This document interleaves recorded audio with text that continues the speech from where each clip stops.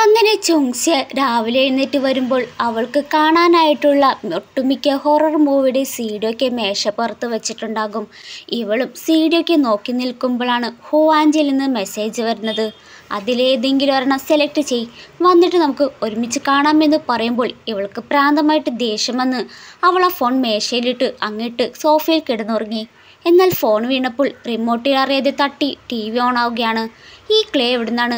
നിനക്ക് മുമ്പ് ഉപയോഗിച്ചതിൽ നിന്ന് വളരെ വ്യത്യസ്തമാണല്ലോ എന്ന് ഹുവാൻജിയുടെ സൗണ്ട് കേൾക്കുന്നു. ഇവൾ കണ്ണു തുറന്ന് നോക്കുമ്പോൾ എന്താടാ അവളുടെ ചേച്ചിയുടെ വീഡിയോ. ഇവൾക്കാണെങ്കിൽ ആകെ ഷോക്ക്. അതിൽ അവളുടെ ചേച്ചി ക്ലേയുമായി എന്തോ ഉണ്ടാക്കുകയാണ്. ബോൺചൈൻ എന്നൊരു തരം ക്ലേ ആണിപ്പോൾ അവളുടെ കയ്യിൽ. അതിൽ മൃഗങ്ങളുടെ അസ്ഥിപ്പൊടിയും ചേർക്കുന്നുണ്ട്. ചിലർ അവരുടെ വളർത്തുമൃഗങ്ങൾ മരിച്ച ശേഷം അവയുടെ ചിതാഭസ്മം അത് കലർത്തുന്നു. ഒരു സ്മാരകമായി സെറാമിക് പാവകൾ ഉണ്ടാക്കും. അത് കേട്ടതും ഹുവാൻജി, ഞാനൊരു ദിവസം മരിച്ചാൽ നീ എൻ്റെ ചിതാഭസ്മം ഇതുപോലെ സെറാമിക് പാവകൾ ഉണ്ടാക്കുമോ എന്ന് പറയുമ്പോൾ അന്ന് ഹുവാൻജിയുടെ ബർത്ത്ഡേ ദിവസമായിരിക്കും. ചേച്ചി ഒരു പാവയുണ്ടാക്കി ഹുവാൻജിക്ക് വിഷസ് നൽകി. ഇനി മുതൽ എല്ലാ വർഷം നിന്റെ ബർത്ത്ഡേക്ക് ഈ പാവ ഉണ്ടാക്കാമെന്ന് പറയുന്നു. അപ്പോഴാണ് അവളൊരു കാര്യം ഓർക്കുന്നത്. കഴിഞ്ഞ തവണ ഹുവാൻജിയുടെ ബർത്ത്ഡേ ആയിരുന്നല്ലോ. അപ്പോൾ ചുങ്സ്യ വർഷങ്ങളായിട്ട് അവനറിഞ്ഞിട്ടും സെറാമിക് പാവകൾ അവന് ഉണ്ടാക്കാൻ അറിയില്ല എന്നതായിരുന്നു എന്ന് പറഞ്ഞപ്പോൾ ഹുവാൻജി എല്ലാ വർഷം ചെയ്യാറുണ്ടെന്നും അടുത്ത വർഷം നമുക്ക് ഒരുമിച്ച് മൺപാത്രക്കൈ ഉണ്ടാക്കാമെന്ന് പറഞ്ഞത് ഓർമ്മ വരുന്നു. അപ്പോൾ അവിടെ ഇരിക്കുന്ന മിക്ക സെറാമിക്കുകൾ ഒക്കെ അവളുടെ ചേച്ചി ഉണ്ടാക്കിയതാണെന്ന് മനസ്സിലായി. കൂടാതെ അവളുടെ ചേച്ചിക്കായിരിക്കും ഹൊറർ മൂവി ഒക്കെ ഇഷ്ടം. അപ്പോൾ ഹുവാൻജിയോട് പിറന്നാൾ സമ്മാനമായിട്ട് നൽകിയ മാല ഇട്ട് തരാനായി പറയുമ്പോൾ ആ മാല ഹുവാൻജി സെയിം തന്നെ അവളുടെ ബർത്ത്ഡേക്കും കൊടുത്തിട്ടുണ്ട്. പക്ഷേ HRY അത് അവളുടെ പേരിന് സാമ്യമുള്ളതായിരിക്കില്ല, അവളുടെ ചേച്ചിയുടെ പേരിന് സാമ്യമുള്ളതായിരിക്കും. അടുത്ത വീഡിയോയിൽ അവളുടെ ചേച്ചി വിവാഹ വസ്ത്രമൊക്കെ ഇട്ട് കൊള്ളാമെന്ന് ഹുവാൻജിയോട് ചോദിക്കുന്നു.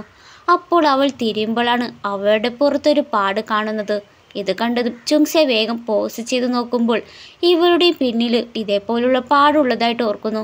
പെട്ടെന്ന് നല്ലതാണെന്ന് പറഞ്ഞു ഹുവാൻജി പിന്നിൽ. ഇവളും പേടിച്ചു പോയി. നീ അവളെ പോലെ ആവണമെങ്കിൽ അവളുടെ അതേപോലുള്ള മറുക് നിന്റെ തോളിലുണ്ടാകണം. അപ്പോഴാണ് കാണിക്കുന്നത് അന്ന് ചുങ്സ്യ ഒരുപാട് കുടിച്ച് ബോധമില്ലാതായപ്പോൾ ഹുവാൻജി എന്തോന്ന് കുത്തിവെക്കാനായി വരുന്നത് കാണിക്കുന്നത്. അപ്പോഴേക്കും ടങ്ഷി വിളിക്കുന്നുണ്ടായി. നീയില്ലായിരുന്നെങ്കിൽ ചുങ്സ്യ വളരെ മുന്നേ എന്നെ പ്രണയിച്ചേനെ എന്ന് പറഞ്ഞ് ആ മറുക് പോലെ ടാറ്റടിക്കുന്നു. ഇവളും അത് നോക്കാനായി തിരിഞ്ഞതും അനങ്ങരുത്, അനങ്ങാതെ നിൽക്ക്, നീ മാറി നിന്നാൽ ഇനി നീ അവളെപ്പോലെ ആകില്ല, നിങ്ങൾക്ക് വല്ല പ്രാന്തുണ്ടോ, ഇത് വെഡിത്തരമാണെന്ന് പറഞ്ഞ് ആ റിമോട്ട് അവൻ്റെ മേലെറിഞ്ഞ് രക്ഷപ്പെടാനായി ഓടിയതും ഹുവാൻജി അവളെ പിടികൂടി അവളുടെ വാ പൊത്തി കെട്ടിയിട്ടു. നീയും അവളും ശരിക്കും വ്യത്യസ്തമാണ്. അവൾക്ക് അടിപൊളി ജാക്കറ്റുകൾ ഇടാനാണ് ഇഷ്ടം, പക്ഷെ നീയോ കൊച്ചുകുട്ടികളെ പോലെ ഫ്രില്ലി വസ്ത്രങ്ങളാണ് ഇടുന്നത്. അവൾക്ക് ഹൊററും റോക്ക് മ്യൂസിക്കും മൺപാത്രം പോലൊക്കെ ഉണ്ടാക്കാൻ ഇഷ്ടമാണ്. പക്ഷെ നിനക്കോ അതൊന്നും ചെയ്യാൻ തന്നെ ഒട്ടും താല്പര്യമില്ല. എപ്പോഴെങ്കിലും നീ അവളെപ്പോലെ ആകാൻ കഴിയുമോ എന്ന് പലപ്പോഴായിട്ട് ഞാൻ ചിന്തിച്ചിട്ടുണ്ട്. അന്ന് നീ അവളുടെ വസ്ത്രം ധരിച്ച് പുറത്തേക്ക് വരുന്നത് കണ്ട് ആ വസ്ത്രത്തിൽ നീ വളരെയധികം സുന്ദരിയായിരുന്നു. പതുക്കെ പതുക്കെ എനിക്ക് വേണ്ട രീതിയിൽ നിന്നെ വളർത്തിയെടുക്കാൻ എന്തോരം കഷ്ടപ്പെട്ടു. ഇപ്പോൾ നീ ഒടുവിൽ അവളെപ്പോലെ മാറി. കോളേജ് ക്യാമ്പ് യാത്രയ്ക്കിടെ എനിക്ക് വേണ്ടി പാചകം ചെയ്യുന്നിടയിൽ അവൾക്ക് അബദ്ധത്തിൽ പൊള്ളലേറ്റ് അവളുടെ കയ്യിലൊരു പാടുണ്ട്. നിനക്കതേപോലെ പൊള്ളൽ പാട് വേണമെന്ന് പറഞ്ഞ് പ്രാന്തനെ പോലെ തീയെടുത്ത് അവളുടെ കൈ പൊളിച്ചു. പിന്നീട് കാണിക്കുന്നത് ഹുവാൻജിയുടെയും ചുങ്സ്യയുടെയും വിവാഹ ദിവസമാണ്. വധുവരനെയും സ്വാഗതം ചെയ്യുന്നു. ഹുവാൻജിയുടെ മുഖത്താണെങ്കിൽ സന്തോഷമുണ്ടെങ്കിലും ചുങ്സ്യ ഭയങ്കര പേടിച്ചിട്ടായിരിക്കും വരിക. അവളുടെ ചേച്ചിയുടെ വെഡിങ് ഗൗണിലാണ് അവളിപ്പോൾ. എന്നിട്ട് ചുങ്സ്യയോട്, ചുങ്സ്യ എന്നേക്കുമായി നീ ഇപ്പോൾ എൻ്റേതാണ് എന്ന് പറയുമ്പോൾ ഇവൾക്കും എന്താണ് പറയേണ്ടതെന്ന് എത്തും പിടുത്തുമില്ല. അപ്പോൾ കറക്റ്റ് ടൈമിലായിരിക്കും അവിടേക്ക് ടങ്ഷി എത്തുന്നത്. ടങ്ഷിയെ കാണുന്നതോടെ അവൾക്ക് ആശ്വാസമായി. എന്നാലും അവൾ ടങ്ഷിയോട് നീ ഇവിടെ നിൽക്കണ്ട, പൊക്കോ എന്നാണ് പറയുന്നത്. കാരണം ഹുവാൻജി പോലീസിനെ നേരത്തെ വിളിച്ചിട്ടുണ്ട്. അവർ വേഗം ടങ്ഷിയെ പിടികൂടാനായിട്ട്. അപ്പോൾ ടങ്ഷി പറയുന്നത് അതെ ശരിയാണ്, ലൂനെ കൊല്ലാൻ ആഗ്രഹിച്ച ആൾക്ക് രക്ഷപ്പെടാൻ കഴിയില്ല. അപ്പോഴാണ് മരിച്ചുപോയെന്ന് കരുതിയ അവളുടെ സ്റ്റെപ്പ് മദർ അവിടേക്ക് വരുന്നത്. ലൂനെ കണ്ടതും ഹുവാൻജി ഒന്ന് ഞെട്ടിപ്പോയി. നീ മരിച്ചില്ലേ? അപ്പോഴാണ് ആ ഒരു ഫ്ലാഷ് ബാക്ക് കാണിക്കുന്നത്. അന്ന് ഹുവാൻജിയുമായി ബാറിൽ വിളിച്ച തർക്കത്തിൽ ഹുവാൻജി പണ്ടേ ടങ്ഷിയെ കൊല്ലാനായി പദ്ധതിയിട്ടിരുന്നു. ലൂൻ്റെ കയ്യിൽ അതിനുള്ള തെളിവുമുണ്ട്. സൂപ്പർ മാർക്കറ്റ് കത്തിച്ചത് അവനെ കൊല്ലാൻ വേണ്ടിയായിരുന്നു. അത് കാലങ്ങളായി ഹുവാൻജി പ്ലാൻ ചെയ്തായിരുന്നു. ചുങ്സിയെ വളയ്ക്കാനായിട്ട് ടങ്ഷി ഒരു തടസ്സമായത് കൊണ്ടാണ് ടങ്ഷിയെ കൊല്ലാനായിട്ട് പ്ലാനിട്ടത്. എന്നാൽ ലൂന് ടങ്ഷിയെ വേദനിപ്പിച്ചതിൽ അവർക്ക് നല്ല ദേഷ്യമാണ്. അവൻ്റെ കോളർ പിടിച്ച് നിന്നോട് ഞാൻ പറഞ്ഞല്ലേ, ടങ്ഷിയെ വേദനിപ്പിച്ചാൽ ഞാൻ നിന്നെ അവസാനിപ്പിക്കുന്നു. ആ തർക്കത്തിനിടയിൽ ഹുവാൻജി ലൂനെ തള്ളി മാറ്റിയപ്പോൾ മേശയിൽ തലയിടിച്ച് ലൂൻ്റെ ബോധം പോയി. ലൂനെ വിളിക്കുമ്പോൾ എഴുന്നേക്കാത്തോണ്ട് തന്നെ ഹുവാൻജി പേടിച്ചു പോയി വേഗം ലൂൻ്റെ ഫോണെടുത്ത് ആർക്ക് വിളിക്കുകയാണ്. എന്നിട്ട് തെളിവെല്ലാം നശിപ്പിച്ചു ഹുവാൻജി വേഗം അവിടുന്ന് പോയി. സത്യത്തിൽ ആ കോള് പോയത് ടങ്ഷിക്കായിരിക്കും. അപ്പോഴേക്കും ടങ്ഷി അവിടെ എത്തി ലൂനെ ആ അവസ്ഥയിൽ കണ്ടപ്പോഴാണ് വേഗം ഹോസ്പിറ്റലിലേക്ക് കൊണ്ടുപോയത്. ഇവിടെ എന്താ ഹുവാൻജി ഞാൻ മരിച്ചുപോയി എന്ന് കരുതിയോ? ടങ്ഷിയാണ് എന്നെ രക്ഷിച്ചത്. അത് വർഷങ്ങളായി നിനക്ക് അവനോട് ഇഷ്ടമുള്ളതുകൊണ്ടല്ലേ അവൻ നിന്നെ സംരക്ഷിക്കാനായിട്ട് തുനിഞ്ഞെന്ന് പറയുമ്പോൾ അപ്പോൾ ടങ്ഷി പറയുന്നുണ്ട്, 1 വർഷം മുമ്പ് നീ എന്നെ കൊല്ലാൻ വേണ്ടി ചെയ്തതിൻ്റെ മുഴുവൻ തെളിവും എൻ്റെ പക്കലുണ്ട്. അതും എന്നെ കൊല്ലാനായിട്ട് ചിത്രീകരിച്ച് നീ ചുങ്സിയോട് കള്ളം പറയുകയായിരുന്നു ഇത്ര നാളെന്ന് കേൾക്കുമ്പോൾ ചുങ്സി ഒന്ന് ഞെട്ടി ഹുവാൻജിയുടെ മുഖത്ത് നോക്കി. ഹുവാൻജിക്കാണെങ്കിൽ ഒന്നും മിണ്ടാനേ പറ്റിയില്ല. ടങ്ഷി ചുങ്സിയിൽ നിന്ന് മറച്ചു വെച്ച ഈ സത്യമെല്ലാം തുറഞ്ഞു പറഞ്ഞ് അവൻ്റെ പ്രോമിസ് ഞാൻ നിറവേറ്റി എന്ന് പറഞ്ഞ് അവളെ കൂട്ടാനായി അടുത്തേക്ക് വരുമ്പോൾ ചുങ്സിയ എൻ്റെ അടുത്തേക്ക് വരരുത്, എൻ്റെ കയ്യിൽ ബോംബുണ്ടെന്ന് പറയുന്നു. അപ്പോഴേക്കും ഹുവാൻജി അവളുടെ കയ്യിലുണ്ടായി ബൊക്ക മാറ്റുമ്പോഴാണ് ബോംബ് കാണുന്നത്.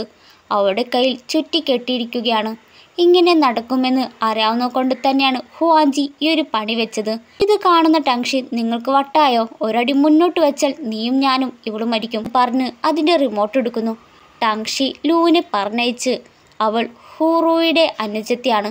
അവൾ ജീവിച്ചിരിപ്പുണ്ടായിരുന്നെങ്കിൽ ഹുവാറയിനെ ആഗ്രഹിക്കുമായിരുന്നോ എന്ന് പറഞ്ഞ് ഹുവാൻജിയുടെ മൈൻഡ് മാറ്റി അവളെ പിടിക്കാനായി വരുമ്പോൾ പെട്ടെന്ന് ഹുവാൻജി അവളെ പിടിച്ചു വെച്ച് ഞാൻ അവളെ പോലെ തിരികെ കൊണ്ടുവരാനാണ് ശ്രമിച്ചത്.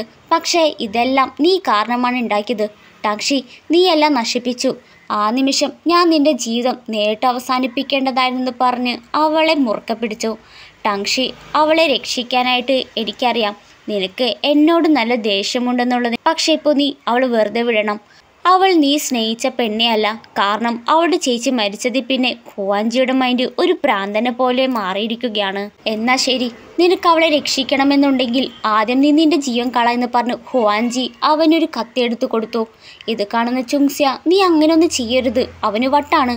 എന്നിട്ട് ടങ്ഷിയെ രക്ഷിക്കാനായി അവളും ഹുവാൻജി ഞാൻ ഇപ്പോൾ നിന്റെ സഹോദരിയാണ്, നീ എന്നെ വിവാഹം കഴിച്ചോ, അവന് നീ വെറുതെ വിടണം.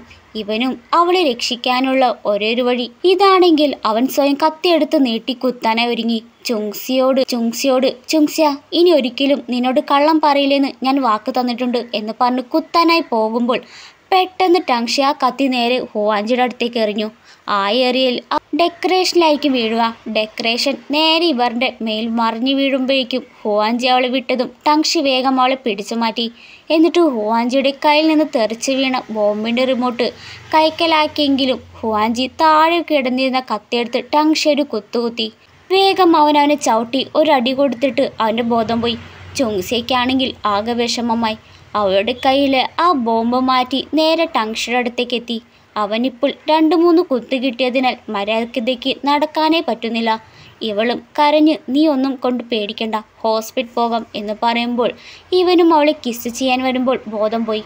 പിന്നീട് കാണിക്കുന്നത് ഹോസ്പിറ്റലാണ്. ടങ്ഷിയുടെ സർജറി കഴിഞ്ഞു. ഏതാനും മണിക്കൂറുകൾക്കുള്ളിൽ അവൻ ഉണരുമെന്നാണ് ഡോക്ടർ പറഞ്ഞത്. ഹുവാൻജി പോലീസ് സ്റ്റേഷനിൽ വെച്ച് എല്ലാം സമ്മതിച്ചിട്ടായി പറയുന്നു. വാസ്തവത്തിൽ ഹുവാൻജി അവിടെ ചേച്ചിയോട് ഇപ്പോഴും ഒരു പ്രത്യേകം ഇഷ്ടമുണ്ടായിരുന്നു. അവർ വിവാഹം കഴിക്കാനായി പ്ലാനിട്ടതാണ്. പക്ഷെ അവളുടെ ചേച്ചി മരിച്ചപ്പോൾ ഹുവാൻജിക്ക് അംഗീകരിക്കാനായി കഴിഞ്ഞിട്ടില്ല. അതുകൊണ്ടാണ് അവൻ ഇപ്പോൾ ഈ മാനസികാവസ്ഥയിൽ ആയിരിക്കുന്നത്. പിന്നീട് ചുങ്സിയെ കണ്ടപ്പോൾ അവളുടെ ചേച്ചിയെ പോലെ ഉള്ളതിനാൽ അവളെപ്പോലെ തോന്നിച്ചത് കൊണ്ടാണ് ഇതെല്ലാം ചെയ്തത്. അപ്പോൾ ഹോസ്പിറ്റലിൽ ലോ ഉണ്ടാകും. ലോ പറയുന്നുണ്ട് ഇങ്ങനെ സംഭവിച്ചതിൽ അവർക്ക് നല്ല കുറ്റബോധമുണ്ട്. ഞാൻ തെറ്റാണ് അവനോട് ചെയ്തത്. അവൻ നിന്നെ ശരിക്കും സ്നേഹിക്കുന്നുണ്ട്. അവൻ അതേപോലെ സ്നേഹിക്കണമെന്ന് പറയുന്നു. ശേഷം ലു റൂമിൽ നിന്നിറങ്ങുമ്പോൾ സത്യങ്ങളെല്ലാം അറിഞ്ഞ് ചുങ്സിയുടെ അച്ഛൻ വരുന്നു. ഡോക്ടറെ കണ്ടിട്ടായിരിക്കും അദ്ദേഹം വരിക. ഡോക്ടർ പറഞ്ഞത്രേ ഭാവിയിൽ അവളുടെ വലത് കാൽ ഇങ്ങനെ തന്നെ തുടരുമെന്ന്. അപ്പോൾ ലോ പറയുന്നത് ഒരു പക്ഷേ മുമ്പ് ചെയ്ത എല്ലാ കാര്യങ്ങളുടെ കർമ്മഫലമായിരിക്കും ഇത്. അപ്പോൾ അദ്ദേഹം ഒരു ഡോക്യുമെൻറ്റ്സ് കൊടുക്കുന്നു. അതോ മറ്റൊന്നുമല്ല, അദ്ദേഹത്തിൻ്റെ ഭാര്യ ആയതിനാൽ വളരെ മുമ്പ് വാങ്ങിച്ചു വെച്ച ഒരു ഹോട്ടലിൻ്റെ വിൽപത്രമായിരിക്കും. ഇപ്പോൾ ആ ഹോട്ടൽ ലൂവിൻ്റെ പേരിലായിരിക്കും ചേർത്തിരിക്കുക. മാനേജ് ചെയ്യാൻ ലൂന് കേപ്പബിൾ ആയതുകൊണ്ട്. എന്നാൽ ഹുവ ഗ്രൂപ്പിൻ്റെ നിങ്ങൾക്ക് കൈമാറാൻ കഴിയില്ല. UK-യിലുള്ള നൂറ്റാണ്ടിലേറെ പഴക്കമുള്ള ഒരു ചരിത്രമാണ് ഈ ഹോട്ടൽ. ഇപ്പോൾ പൂർണ്ണമായി നിങ്ങളുടേതാണ്. ഈ ബിസിനസ് വളരെ ശ്രദ്ധയോടെ വിജയകരമാക്കാൻ കഴിയുമെന്ന് പ്രതീക്ഷിക്കുന്നു. കാരണം ലൂ ഇപ്പോഴും ചെറുപ്പമാണ് എന്ന് പറഞ്ഞു പോകുമ്പോൾ അവൾക്ക് എന്താണ് പറയേണ്ടതെന്ന് അറിയില്ല. ചെയ്ത തെറ്റുപോയതൊക്കെ ഓർത്ത് അവൾ നല്ല രീതിയിൽ വിഷമിക്കുന്നുണ്ട്. ഇവിടെ ചുങ്സിയ പുറത്തു പോയി കഴിഞ്ഞ് റൂമിലെത്തുമ്പോൾ ടങ്ഷി എഴുന്നേറ്റ് നിൽക്കുന്നുണ്ടാവും. അത് കണ്ട ചുങ്സിയ ഹാപ്പിയായി നീ എഴുന്നേറ്റോ എന്ന് പറഞ്ഞ് ഓടി കെട്ടിപ്പിടിച്ചു. പക്ഷെ അവൻ നീ ആരാണ് എന്നാണ് ചോദിക്കുന്നത്. ഇവളും ഷോക്കായി ഞാൻ ചുങ്സിയ, നിനക്കെന്നെ ഓർമ്മയില്ലേ? അപ്പോൾ അവൻ ഇല്ലെന്നാണ് തലയാട്ടിയത്. നീ കുറച്ച് ദിവസത്തേക്ക് ബോധമില്ലാതെ കിടന്നപ്പോൾ നിന്റെ ഓർമ്മയൊക്കെ നഷ്ടപ്പെട്ടോ? നിന്റെ പേര് ടങ്ഷി എന്നാണ് നിനക്കറിയോ? അതും ഓർമ്മയില്ലെന്ന് പറയുന്നു. അപ്പോൾ അവൾ ആദ്യമായിട്ട് കണ്ടുമുട്ടിയ കാര്യവും കനത്ത മഴയിൽ അവന് കിസ് ചെയ്ത കാര്യം നീ ഓർക്കുന്നില്ലേ? അപ്പോൾ അവൻ എങ്ങനെ കിസ് ചെയ്തു? ഇവളും ദേ ഇങ്ങനെയെന്ന് പറഞ്ഞ് അവനെ കിസ് ചെയ്തു. അപ്പോൾ പെട്ടെന്ന് അവിടെ കഴുത്തിലൊരു പാട് കാണുകയാണ്. പൂവാഞ്ചി നിന്നെ മുമ്പ് കഴുത്ത് നേരിച്ച് കൊന്നതിൻ്റെ പാടാണോ എന്ന് ചോദിക്കുമ്പോൾ ഇവളും മൂളുമ്പോൾ ആണറിയുന്നത് ഇവന് ഓർമ്മ പോയിട്ടില്ലെന്ന്. ഓഹോ, അപ്പോൾ നീ വീണ്ടും എന്നെ കള്ളം പറഞ്ഞതാണല്ലേ? ക്ഷമിക്ക് ചുങ്സിയ, എന്നെ കൊല്ലാൻ ശ്രമിച്ചിരുന്ന ആളെ ഒരിക്കലും പിടികൂടിയിട്ടില്ലായിരുന്നു. നീ അറിഞ്ഞെങ്കിൽ നിന്നെ അപകടത്തിലാകും എന്ന് ഭയപ്പെട്ടിട്ടാണ്. അതുകൊണ്ടാണ് ഞാൻ നിന്നോട് പറയാണ്ടിരുന്നത്. ക്ഷമിക്കണം. ഇനി ഞാൻ നിന്നോട് കള്ളം പറയില്ലെന്ന് പറയുമ്പോൾ ഇവളും ഓക്കെ, എങ്കിൽ ഞാൻ അവസാനമായിട്ട് ഒരിക്കൽ കൂടി നിങ്ങളെ വിശ്വസിക്കാം എന്ന് പറയുന്നു. അങ്ങനെ പ്രശ്നങ്ങളെല്ലാം അവസാനിച്ചതിനാൽ ചുങ്സി ഇപ്പോൾ ഹ്വാ ഗ്രൂപ്പിൻ്റെ CEO ആയി കഴിഞ്ഞു. കഴിഞ്ഞ വർഷത്തെ അവളുടെ ഹണി പ്രൊഡക്റ്റും അതുപോലെ തന്നെ പാരമ്പര്യമായിട്ട് ആഭരണങ്ങൾ ആരംഭിച്ച ശേഷം വ്യാപകമായി പ്രശസ്തി ലഭിച്ചു. അവളുടെ പ്രൊഡക്റ്റിനൊക്കെ നാഷണൽ ഫാഷൻ എഡിഷൻ്റെ ഏറ്റവും കൂടുതൽ വിറ്റഴിക്കപ്പെട്ട ഉൽപ്പന്നമായി മാറി. അതിനാൽ ഈ വർഷം ഇവർ ഒരു പ്രത്യേക ഇയർ ഓഫ് ദി ഗാർഡൻ പതിപ്പ് പുറത്തിറക്കിയിട്ടുണ്ട്. ഇപ്പോൾ പുതിയ ഉൽപ്പന്നത്തിൻ്റെ ഔദ്യോഗിക ലോഞ്ച് പ്രഖ്യാപിക്കുകയാണ്. ഇവൻ്റ് പരിപാടിയിലായിരിക്കും. എല്ലാവരും അത് കൈയൊട്ടി പ്രോത്സാഹിപ്പിക്കുന്നു. ഇപ്പോൾ പുതിയ പ്രൊഡക്റ്റുമായി ചുങ്സിയ വർക്കിൽ ബിസിയായിരിക്കും. ടങ്ഷി വന്ന് ഉറങ്ങാൻ വിളിക്കുമ്പോൾ അവൾക്കും വർക്കുണ്ട്, ഇന്ന് വരെ തീർന്നിട്ടില്ല. അച്ഛൻ അടുത്ത വർഷം കമ്പനി മൊത്തം അവരുടെ പേരിൽ മാറ്റുമ്പോൾ ഒരുപാട് ജോലിയുണ്ട്, നീ പോയി കിടന്നോ എന്ന് പറയുമ്പോൾ അവനും ഇപ്പോൾ നമ്മൾ ലീഗലായിട്ട് മാരീഡായി, നമ്മൾ വേഗം നിൻ്റെ അച്ഛനൊരു ചെറുമകനായി അനന്തരാവകാശിയെ കൊടുക്കണ്ടല്ലേ? നീ ഇങ്ങനെ മടി കാണിച്ചാൽ എങ്ങനെയാ? പിന്നീട് അവൾ ഓഫീസിലെത്തുമ്പോൾ അവിടെ അവൻ അവൾക്കായിട്ടൊരു ബൊക്ക വെച്ചിട്ടുണ്ടാകും. അതിലാണെങ്കിൽ ഒരിടത്ത് വരാനുള്ള അഡ്രസ്സും. ഇവളും ഡ്രസ്സൊക്കെ മാറി ചെല്ലുന്നു. ആദ്യം തന്നെ അവിടെ ഒരു ബോക്സ് കാണുന്നു. ഇവളും തുറന്നു നോക്കുമ്പോൾ ബാറിൽ അവൾ കുടിച്ച അവൻ്റെ ചിക്കൻ കഴിക്കുന്ന ഫോട്ടോ ആയിരിക്കും. ഇത് കാണുമ്പോൾ ഇവളും ചിരിച്ച് ഒളിഞ്ഞിരുന്നതിൻ്റെ ഫോട്ടോയ്ക്ക് എടുത്തല്ലേ. വീണ്ടും മുന്നോട്ട് നടക്കുമ്പോൾ വീണ്ടും ഒരു പെട്ടി. അതിലാണെങ്കിൽ അന്നവൻ ഊതാൻ പറ്റാത്ത ഒരു ചെടി. അടുത്ത പെട്ടിയിൽ ലൂയിസിനെ കണ്ടെത്താൻ വേണ്ടി ഒരിക്കൽ പാർട്ടിയിൽ അവനിട്ട മാസ്ക്. ലാസ്റ്റത്തെ പെട്ടിയുടെ അടുത്തെത്തുമ്പോൾ ആ പെട്ടി പൂട്ടിയിട്ടായിരിക്കും ഇരിക്കുക. അപ്പോഴേക്കും ടങ്ഷി വന്ന് ആ പെട്ടിയുടെ കീ കൊടുത്തു. ഈ പെട്ടി നമ്മുടെ പാസ്റ്റ് ഹോൾഡ് ചെയ്തു, എന്നാൽ ഭാവിയിൽ ഹോൾഡ് ചെയ്യാൻ പറ്റില്ലെന്ന് പറഞ്ഞ് അവർ രണ്ടുപേരായിരിക്കും അത് ഓപ്പൺ ചെയ്തത്. അതിനകത്ത് ഒരു ചെറിയ ബോക്സും കാണും. തുറക്കുമ്പോൾ വെഡ്ഡിങ് റിങ്. ടങ്ഷി മോതിരം വാങ്ങി ചുങ്സിയോട് പറഞ്ഞു, കഴിഞ്ഞ വർഷം നീയില്ലാതെ കപ്പിൾസ് അവൻ്റെ അരികിൽ നടന്നു പോകുമ്പോഴെല്ലാം എനിക്ക് നിന്നെയാണ് ഓർമ്മ വരുന്നത്. ഞാൻ നിന്നെ ഓർക്കാത്ത ദിവസങ്ങളില്ല. ഞാൻ തിരിച്ചു വന്നപ്പോൾ നീ എന്നെ കാത്തിരിക്കുന്നതും എന്നെക്കുറിച്ച് ചിന്തിക്കുന്നത് കണ്ടപ്പോൾ ഞാൻ എത്ര സന്തോഷം നിനക്കറിയാമോ? ഓരോ നിമിഷം നിന്നോടൊപ്പം ചെലവഴിക്കാൻ ഞാൻ ആഗ്രഹിച്ചു. നിന്നോടൊപ്പം വളരെ ദൂരം സഞ്ചരിക്കാനും ആഗ്രഹിച്ചു. നമ്മുടെ മുടി നരയ്ക്കുന്നത് വരെ, നമ്മുടെ മുഖം ചുളിവ് വീഴുന്നത് വരെ നമ്മളൊരു ജീവിതകാലം മുഴുവൻ ചെലവഴിക്കണം. അപ്പോൾ ഇവളും ഞാൻ പ്രായമാകുമ്പോൾ ചുളിവുകൾ വരാം, എന്നെ കാണാൻ വളരെ വിരൂപിയാകാം, എനിക്ക് കാഴ്ചശക്തി കുറയാം, കേൾവി ശക്തിയും കുറയാം, എൻ്റെ ദേഷ്യം ഭയങ്കരമായിട്ടിരിക്കാം. ഞാൻ ഈ മോതിരം തിരഞ്ഞെടുത്തത് എന്തുകൊണ്ടാണ് നിങ്ങൾക്കറിയാമോ? അതിലുള്ള ഡിസൈൻ എൻ്റെ ആത്മാർത്ഥമായ പ്രതിനിധിയാണ്. പക്ഷെ അതിലും പ്രധാനപ്പെട്ട മറ്റൊരു കാരണമുണ്ട്. ഈ മോതിരം ജീവിതകാലത്ത് ഒരാൾക്ക് മാത്രമേ നൽകാൻ കഴിയൂ. അപ്പോൾ ഇതാണല്ലേ വിധിയുടെ ചുവന്ന ചരട്. ഒരിക്കൽ അത് ബന്ധിക്കപ്പെട്ടാൽ അതിനർത്ഥം ഒരു ജീവിതകാലം മുഴുവൻ ജീവിക്കണമെന്നാണ്. നിന്നെ മാത്രം സ്നേഹിച്ച് ഒരു ജീവിതകാലം മുഴുവൻ കഴിയണം.